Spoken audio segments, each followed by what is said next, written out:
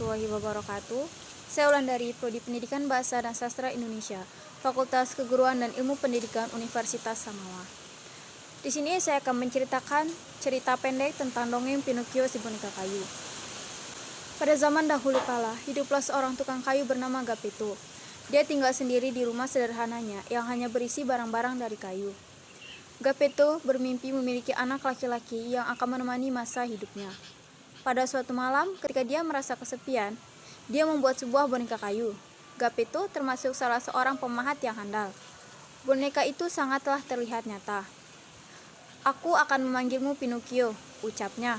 "Oh, aku berharap kamu adalah benar-benar anak laki-laki." Setelah selesai membuat boneka itu, Geppetto pun tertidur. Ketika Geppetto tertidur, peri biru datang dan berbisik padanya. "Geppetto yang baik, kamu selalu menjadi orang yang baik untuk semua orang. Aku akan memberikan kehidupan untuk Pinocchio kecilmu." Dan peri biru mengayunkan tongkat ajaibnya. Pinocchio pun hidup. "Lihat aku bisa bicara, aku bisa berjalan, dan aku bisa menari," ucap Pinocchio bersemangat. Geppetto bangun mendengar suara berisik di rumahnya. Dia sangat terkejut. Dia menemukan bahwa mimpinya menjadi kenyataan. "Boneka kayu anakku, kamu hidup." Geppetto sangat bahagia dan memeluk Pinocchio. Di pagi hari berikutnya, Geppetto memberi Pinocchio uang untuk membeli buku dan mengirimnya ke sekolah. "Pinocchio, sekarang kamu harus sekolah. Jangan berhenti sebelum sampai ke sekolah. Di sana kamu akan mendapatkan banyak ilmu pengetahuan." Geppetto berpesan kepada Pinocchio. Pinocchio sangat bergembira. Dia berjalan menuju sekolahnya. Di perjalanan, dia bertemu seorang anak laki-laki yang sedang bermain. "Hai, kamu mau pergi kemana dengan uang sebanyak itu?" tanya si anak laki-laki. "Aku akan pergi ke sekolah dan membeli buku," jawab Pinocchio. "Hai, daripada ke sekolah, lebih baik uang itu untuk membeli permen. Rasanya sangatlah enak," ucap anak laki-laki itu lagi.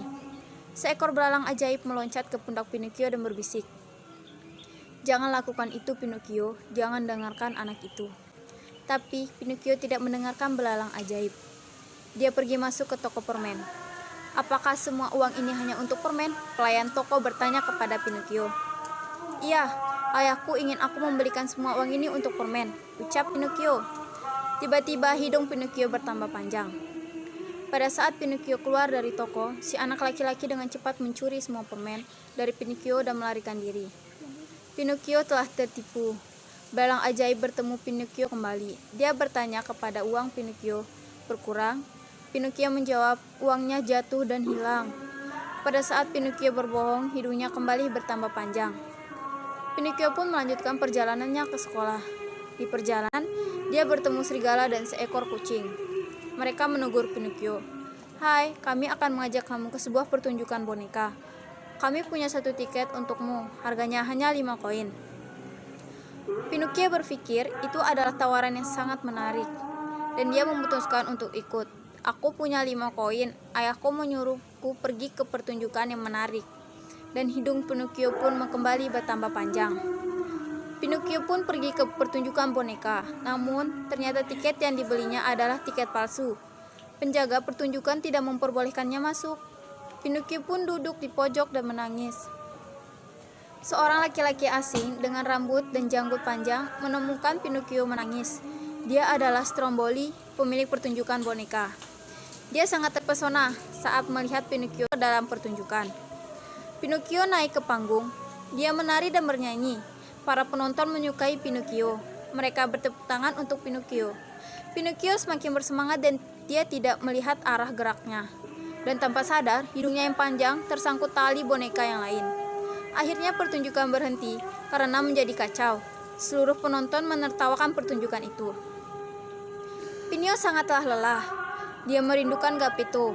Pinocchio pun meminta izin kepada Stromboli bahwa dia ingin pulang. Namun ternyata Stromboli memiliki pendapat yang lain. Dia memasukkan Pinocchio ke dalam sangkar. "Kamu milikku sekarang," katanya Stromboli. Ketika Pinocchio duduk dan menangis di dalam sangkar, belalang ajaib muncul kembali. "Lihat Pinocchio, jika kamu pergi ke sekolah seperti apa yang diminta oleh Geppetto, tentu kejadian ini tidak akan pernah terjadi." Belalang ajaib memberi kesempatan kedua untuk Pinocchio agar mau berubah. Dia dengan cepat pergi ke rumah Geppetto dan memberitahu apa yang telah terjadi pada Pinocchio. Segera Geppetto pergi ke pertunjukan boneka dan menyelamatkan Pinocchio dari sangkar Stromboli. "Pencuri, pencuri!" teriakan Stromboli dan dia berlari mengejar Geppetto. "Boneka itu milikku," teriaknya. Pinocchio berpikir cepat. Dia membuat jebakan sehingga Stromboli jatuh menimpa kotak boneka brak. Pinocchio dan Geppetto pun bisa pergi melarikan diri. "Oh, Pinocchio," kata Geppetto, "lihatlah hidungmu itu. Yang akan terjadi jika kamu berbohong." Pinocchio sangatlah malu, dan dia akhirnya memutuskan untuk selalu berkata jujur. Dan dia pun menepati janjinya, sehingga hidungnya mengecil, mengecil, mengecil, dan kembali seperti semula. Dan pada akhirnya, karena Pinocchio mengetahui kesalahannya dan berubah menjadi anak yang baik, peri biru memberi mantra sehingga Pinocchio menjadi anak laki-laki yang sesungguhnya. Gepetto dan Pinocchio pun hidup bahagia. Itulah dia cerita Gepetto dan Pinocchio. Sekian dari saya. Jika ada kata-kata yang salah, saya mohon maaf. Wallahu muwaffiq ila aqwamit thoriq. Wassalamualaikum warahmatullahi wabarakatuh.